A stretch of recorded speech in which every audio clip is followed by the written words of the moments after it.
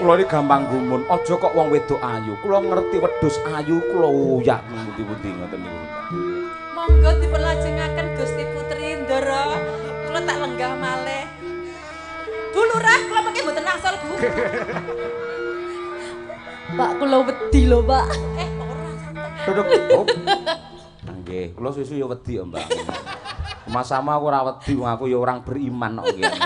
Inilah kebutuhan panggung gitu, ben menghibur warga masyarakat, penggontor. Yang terhibur penggalihe otomatis kan padang to, pikire padang nyambut gaene semangat, yang nyambut gawe semangat otomatis penghasilane rezekine melimpah ruah. Itu tujuan kita untuk masyarakat ing Gontor mriki, ngoten niku. Malah sari coba kaya ngapa? Yo. Meneng, Mbak. Yo.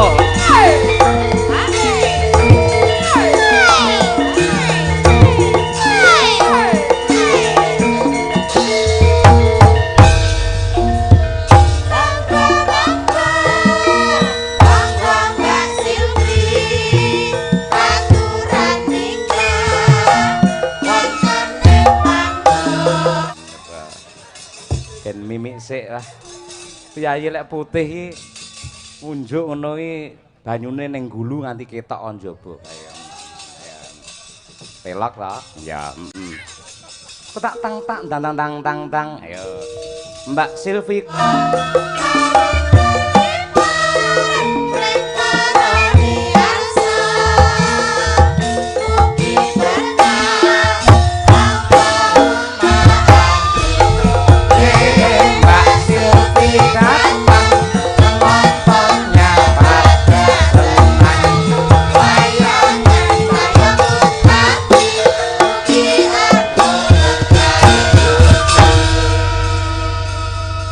Jujur bloko suto blak kotang terus terang Mbak Silvi, aku adalah salah satu fan beratin jenengan. Nah, dibanding ngapusi kan iki jujur ngono kuwi, tenan. Lah kok sak kula lho jenengan ngefan kula enten apane lho kula, Pak? Loh, sampean iki aja merendah. Sampean iki nek merendah ngene kaya dene kae lho pari sing wis isi kae lho. Pari iki lek isi kan saya ndingkluk, saya ndingkluk, saya ndingkluk. Ning aku yang terus sampean malah ra ndingkluk malah saya ndangak aku kaya. Ha iya. Tegese pengen nyawang kaya apa budayane jenengan ngono lho. Panjenengan ngelem kula ngoten niku kula bingung lho. Lah ngapa kok bingung? Lah kedahe kula pripun teng mriki enten garwane jenengan lho Bu Kesi lho, Pak. Lek teng wayangan ngeten iki kula pun diliarne kalih Bu Kesi. Nggih. Liar Bu niki, Bu. Dek Silvi. Pripun? Tenang wae. Sampean ning panggung niki bebas mawon. Los. Ngoten. Tenan ngendikane Pak Cahyo. Lek ning panggung niki dhewe wis tak liarke tenan Dek. Los pokoke. Sampun dijinakne ngoten. Malah padakne kewane dijinakke kok. Ha iya. Mungkin lek nek teng griya jinak ngoten nggih Bu nggih. Nggih, ngoten niku. Kula niku pertama kali nu seneng kali jenengan nembang ninggal katresnan. Walah niku kula suwet kali bentino. Kula ni ajeng bobok, mboten nyetel niku. Klisikan, mboten iso turu. Oh ngoten. Ajeng mangan niku to. Lihat mboten nyetel niku, keselak terus Mbak kula niku. Keselak. Nggih, tenang nggih. Estu. Ngoten nggih Pak. Lho jenenge napa niku Kaprawasa dewaning budaya ngoten niku. Nggih. Mboten kok terus kula secara pribadi cinta kali panjenengan. Mboten mungkin, mboten mungkin. Mboten mungkin jenengan gelem kali kula. Ngoten niku lho. Mboten eram kok eram. Eram ya Dek Silvi. Lho nggih lho Bu. Beh, tenan iki bojoku bengi iki jan ngirangi. Aja ngirangi, garangan ngono lho. Wis to.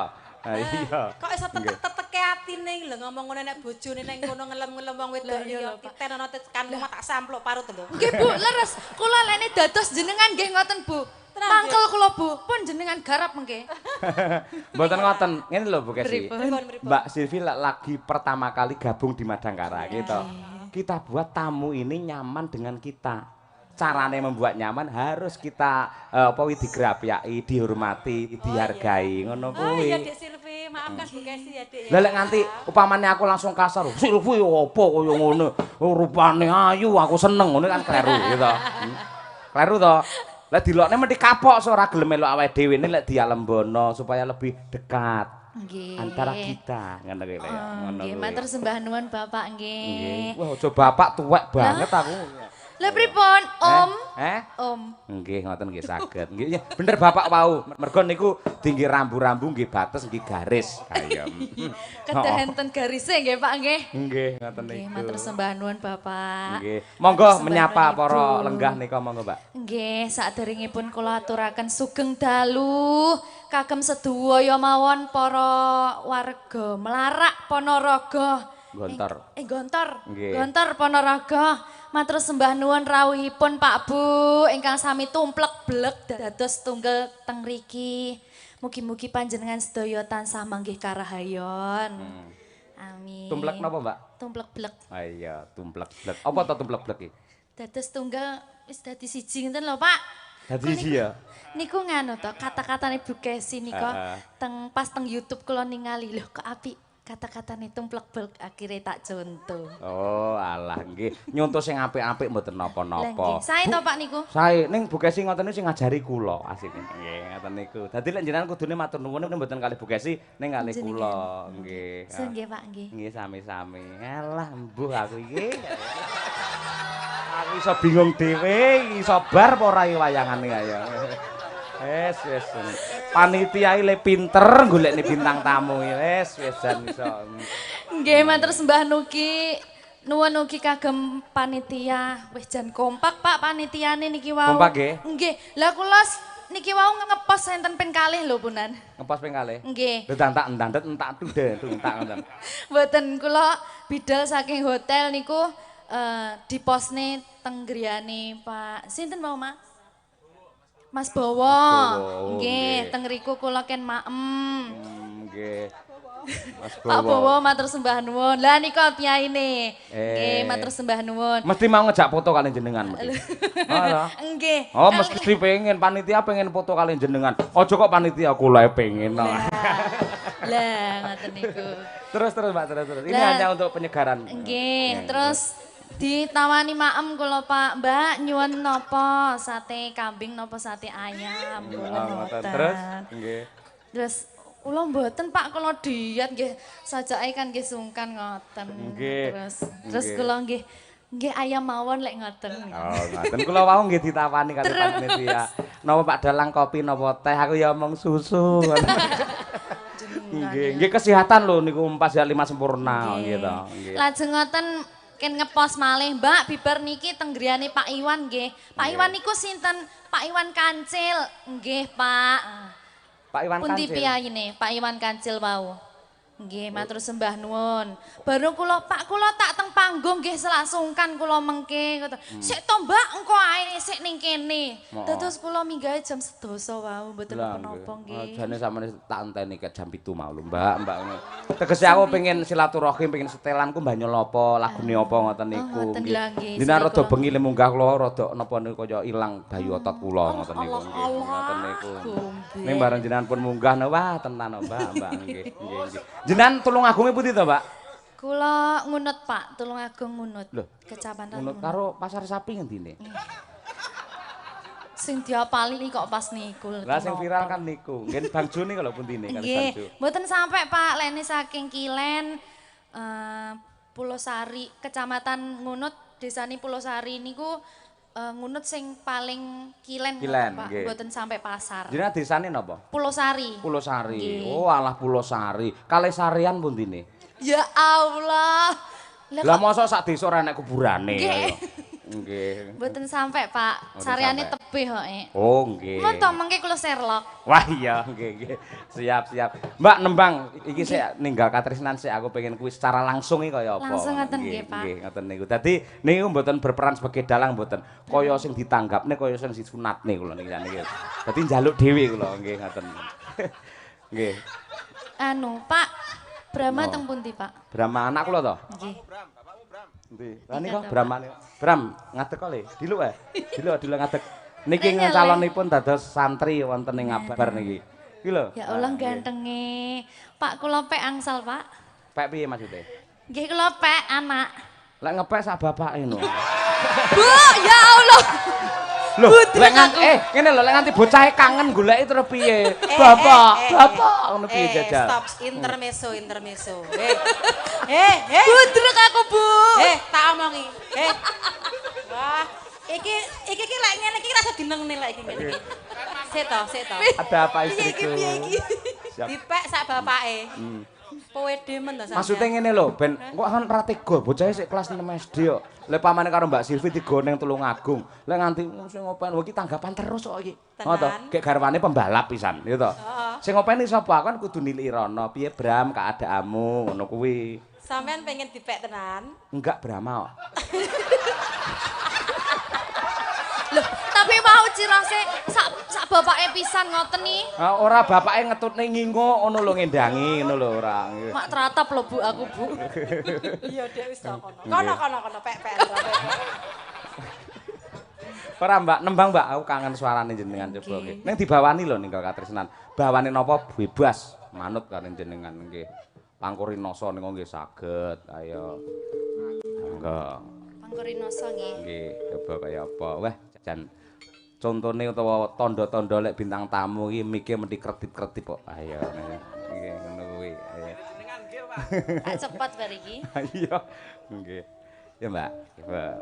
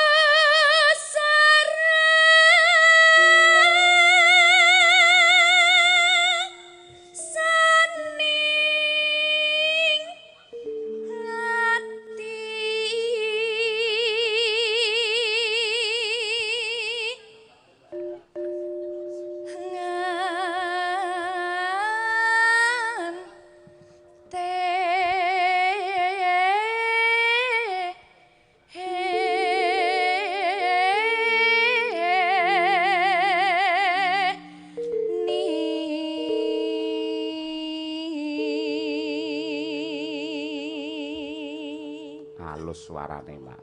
Piyayene ya halus kok ya. Ngene iki ngrungokne suarane Mbak Silvi ning YouTube, terus ade nyetel iki nang nggen lincak ngarep omah jam 12 awan. Delalah kok ya kopine kentel, kopi ireng kae, ya to. Ngerokok kretek kae, terus apa jajane gedang goreng panas. Bar kuwi tukang kredit teko. Ini Mbak. Dadalah.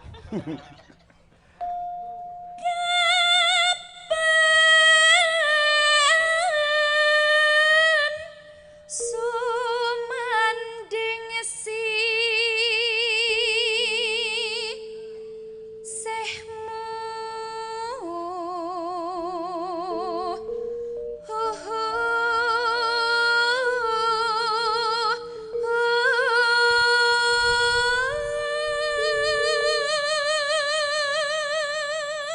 Nggih, wah jan Mbak Silvi nembang Pangkurinoso wedang jaene teko. Wah, jan pas iki. Mesti dikekne aku iki mesti nggih. Jenengan pesen to niki wau? Pesen. Nggih, teng warung mriko. Nggih. Kula nggih jenengan pesene, Pak. Napa? Pesene. Purun napa pengen napa? Purun, susu. Susu. Walik ora. Nggih. Saiki blocking ngene, Mbak. Blocking. Sampeyan kokono ya to karo nembang. Heeh to. Mlaku alon-alon ke arah sini. Nyapo, Mas? Aku sih omong karo sinden kaya Pak, monggo Pak. Nggih, matur nuwun ya Mas ya. Muga-muga jenengan tetep panjang punjur lo jinawi Kertaradharja. Ayo nggih sembah nuwun. Kokono Mbak. Saking ngriki. Heeh, alon-alon ning mlakune tek alon-alon wae karo nembang ning kok. Ngeten. Lha kuwi kaya mindring lek kuwi ora. Tek alon-alon seng. Ngono. Heeh. Kaya biasane, heeh. Biasane kula ngeten, Nak. Lah, aja kuwi kaya dioyak kredit lek kuwi ora kecepeten. Ya. Iya.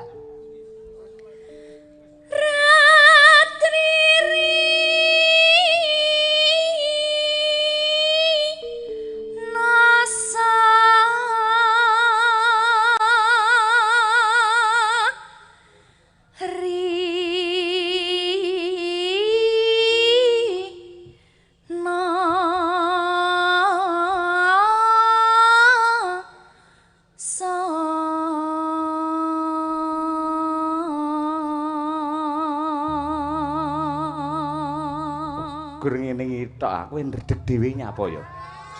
Rumangsane kaya arep marani aku ngono modele. Kumat. Ayo aku nyapu to iso ndredeg ya ayo. Ayo. Ya, Mbak. Yen wasrina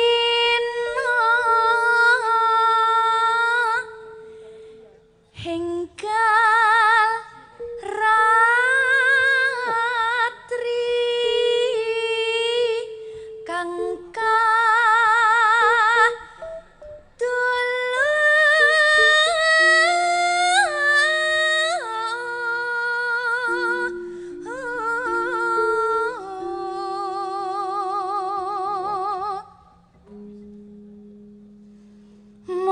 sliramu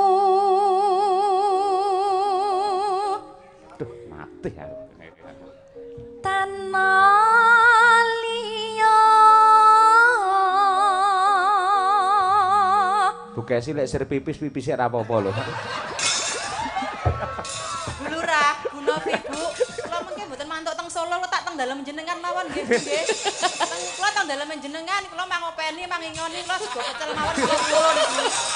Kula wah mulai teng Solo, Bu. Lah sing ngancani aku ning Solo sapa Bukesi ngawut ae ora. Ngoten niku ora. Iso jantungku ku arep ceblok no Mbak nyapa. Ndi jar sujar lek ceblok jupun lho jantungku jar ayo. Ayo. Ayo. tak tresnani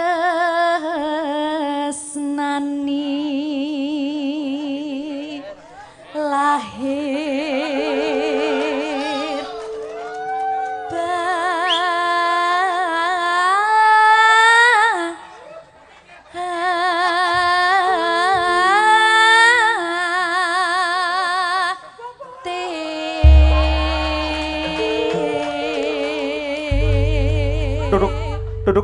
Duduk. Nimas Pandara wong ayu sing kaya godhong tunjung netrane. Pripun Kang Mas? Lumaing jagat uriping langit. Ya mung kowe sing bisa ngrengga tumraping sanubari. Nadyan rembulan kae endah. Ndi lho, Pak? Tarup ya kaya. Terap lho, Pak. Rembulan kae endah, lintang uga kemedbiar. Aku dadi mban ya ora apa-apa. Mula tak nyinden, mbane nyinden. Endahe rembulan lan uga lintang kae sor perbawa kelawan citramu wong ayu. Allah, keren. Ketoprak opret iki to ora? Monggo Ndara Putri Ayu. Ngersakaken menapa Gusti Putri? Tak tresnani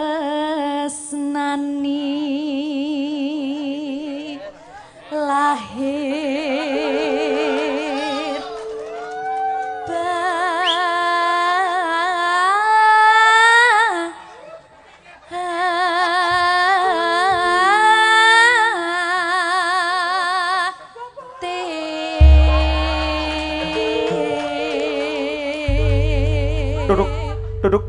Duduk. Nimas Pandara wong ayu sing kaya godhong tunjung netrane. Pripun Kang Mas? Lumaing jagat uriping langit. Ya mung kowe sing bisa ngrengga tumraping sanubari. Nadyan rembulan kae endah. Ndi lho, Pak? Tarup ya kaya. Terap lho, Pak. Rembulan kae endah, lintang uga kemedbiar. Aku dadi mban ya ora apa-apa. Mula tak nyinden, mbane nyinden. Endahe rembulan lan uga lintang kae sor perbawa kelawan citramu wong ayu. Allah, keren. Ketoprak opret iki to ora? Monggo Ndara Putri Ayu. Ngersakaken menapa Gusti Putri? Unjuk gelas sing apik itu to, Cah. Yayi Sri Huning, Monggo Gusti Putri. kowe garwaku Yayi Sri Huning yen kae Srigala. Ya Allah, Pak Kodus mboten niku lho jenenge. Mboten napa-napa Gusti Putri. Kula menika pancen nggih wanita Rainaga. Mboten. Nggih. Tetep Ben ndara napa Gusti kula niku ben krenan atine. Kan pinanggih kalih piyayi cantik kados panjenengan niku teng griya mboten nate ngertos piyayi ayu lho Gusti. Gusti Putri. Kula iki gampang gumun. Aja kok wong wedok ayu. Kula ngerti wedhus ayu kula uyak pundi-pundi ngoten niku. Monggo dipunlajengaken Gusti Putri Ndara. Kula tak lenggah malih. Bu Lurah, kula mengke mboten asal, Bu. Pak kula wedi lho, Pak. Kok ora santai. Duduk. Oh. Nggih, kula susu ya wedi, Mbak. Mas sama aku ora wedi, wong aku ya orang beriman kok ngene. Inilah kebutuhan panggung gitu, ben menghibur warga masyarakat Gontor. Yang terhibur penggalihe otomatis kan padang to, pikire padang nyambut gawe semangat, yang nyambut gawe semangat otomatis penghasilane rezekine melimpah ruah. Itu tujuan kita untuk masyarakat ing Gontor mriki ngoten niku. Alhamdulillah. Jenengan nggih remen to? Napa? Kula teng mriki. Remen ning aja suwe-suwe. Suwe-suwe iki lho sawangen. Budrek aku Pak Yohan, Pak. Wah, tembunge Tulungagung budrek ayo ayo. Ayo. Nembang nggih, Pak. Heeh, mosok yaine arep nyopet sampean ora ya. Nembang lho nggih. Ninggal katresnan ngene, Mbak. Pertama langgam sik, yang kedua engko dijaranke. Nggih. Ya coba kaya apa iki? Asline kaya apa? Nggih. Enggak, ojo iki alusan kok nggih. Monggo nggih, Mbak Silvi Kumalasari. Oke. Yuk. Nangis sakjroning Goblok kaya ngopo wong ayu.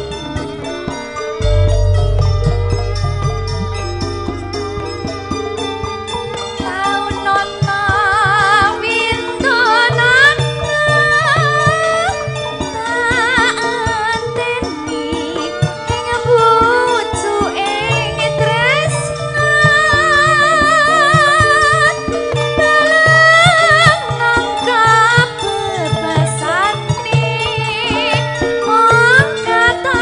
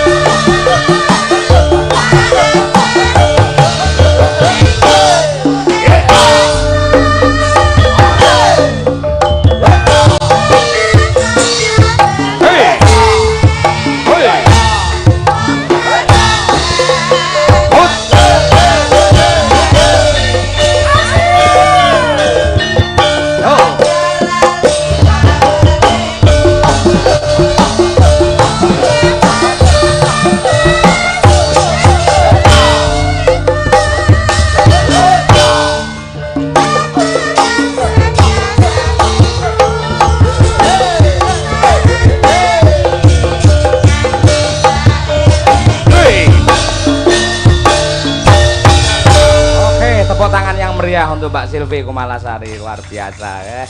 Sembah nuwun. Sampun. Sampeyan nyuara ora ngoyo, njoget ya ora ngoyo, modele kaya semu iya semu ora ngono lho. Ning parandene walah tenan sangat menghibur, daya tarik jenengane luar biasa tenan. Matur sembah nuwun. Nggih. Niki mung limbukan apa nganti gara-gara jenengan mangke?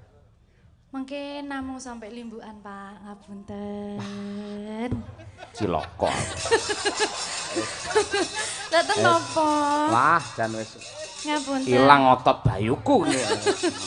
Mengke kula langsung tindak teng pati. Oh, tindak. Oh, Anu. Napa? Bidal. Bidal, Pak. Oh, teng pati. Bidal Dadi teng lek pati. awake dhewe ne ampun ditindakke. Nggih, ngapunten. Lek pengen sinau basa mangke mang WA kula niki sing bener napa, Pak? Ngoten niku. Parane panggah ngoten niku lho, Bu. Kene Dek ora apa-apa ben seneng atine, sabahagiane. Nggih. Mboten wong niate niki menghibur warga masyarakat kok ya. Nggih, ngoten niku, nggih. Sik, niki kanca-kanca sudah mempersiapkan untuk kehadiran jenengan pun garap selindang biru. Niku pun kedek terus mak. Niku Mboten sing anyar niki lho. kaget. Niku pun garap, kitir semilir pun garap. Nggih. Lamunan pun garap. Wis, terus Napa apa malih? nek Lestari ya pun garap. Lestari sak album, Pak. Nggih. Nyetel kaset lho Pak lakah kah? Ora, maksudnya jenengan pilih sing endi ngono lho. Nggih. Ngersakne jenengan napa? Jenengan ngersakne napa? Aku lho. Nggih. Aku malah bingung dhewe kok.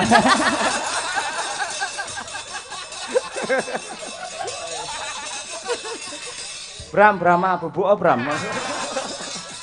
Ayo nggih. Gemes lho Pak kula kalih Brahma. Anu, sampean arep apa sampean mumpung Lah nggih petuk? lho, pengin kula ambung ngoten ya angsal napa mboten. Entuk diwakili ora? Diwakili ibuke maksude ora ayo. Sampun bukesi wau sampun kula ambung. Nggih. Gilirane Brahma. Niki Mbak Silvi terima kasih sudah bergabung di Madangkara nggih. Wes sehat selalu. Nggih. Nggih, salim riyen nggih. Nggih. Lampune lek petenge nggih salaman iki penak ngono ayo. Sandolulang dumadi saka walungsungane Sang Hyang Nagaraja.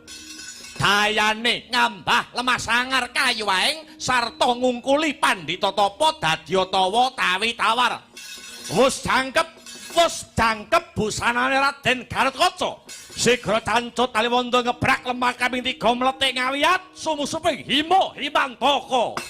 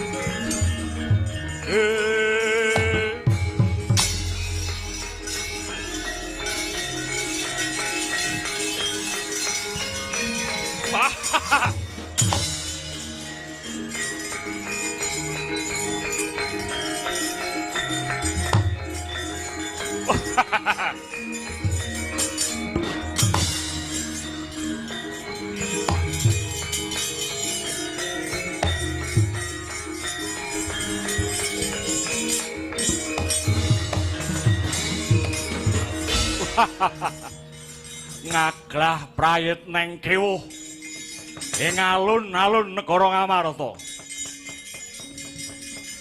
Kae mau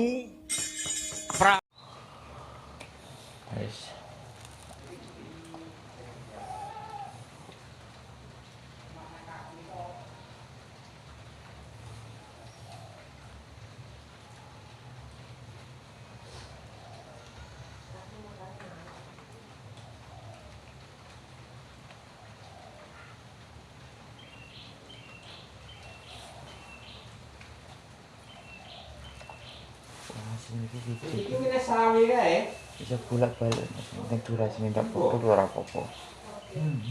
Iku sawi karo apa iki?